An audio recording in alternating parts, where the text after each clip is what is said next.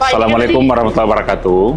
Ya, tadi kita sudah mendengarkan putusan dari Majelis Hakim ya terhadap 9 terdakwa dalam perkara korupsi tata kelola minyak mentah dan produk kilang pada PT Pertamina Persero dan subholdingnya. Ya.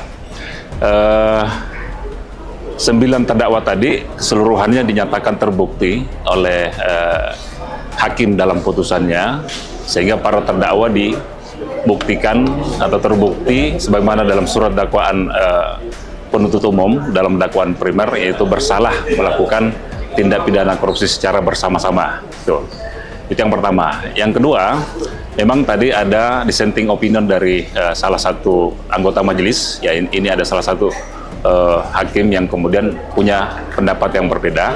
Tapi secara keseluruhan, yang pertama poinnya adalah bagi kami, yang pertama putusan ini sangat penting bagi proses penanganan perkara selanjutnya, karena ini kan ada beberapa terdakwa yang masih berjalan ya, lalu kemudian ada juga yang masih tahap penyidikan. Nah, ini putusan ini menjadi sangat penting bagi kami. Terus yang kedua, catatan kami adalah dalam pandangan hakim berdasarkan putusan tadi, kami menyimpulkan bahwa ya keputusan bisnis ya tidak bisa dilihat ansih ya, atau semata-mata bahwa itu kemudian menjadi suatu keputusan bisnis yang lazim semata, karena ada proses ada proses yang kemudian dilihat secara menyeluruh ya.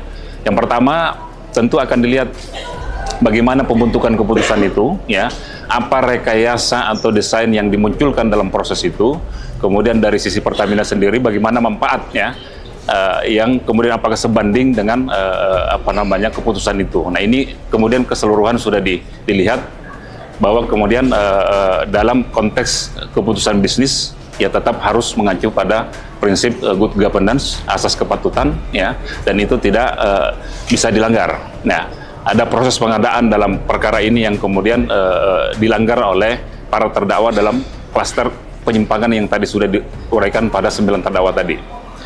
Yang ketiga, hakim juga kemudian membuktikan bahwa ada kerugian keuangan negara dalam perkara ini berdasarkan hasil perhitungan BPK.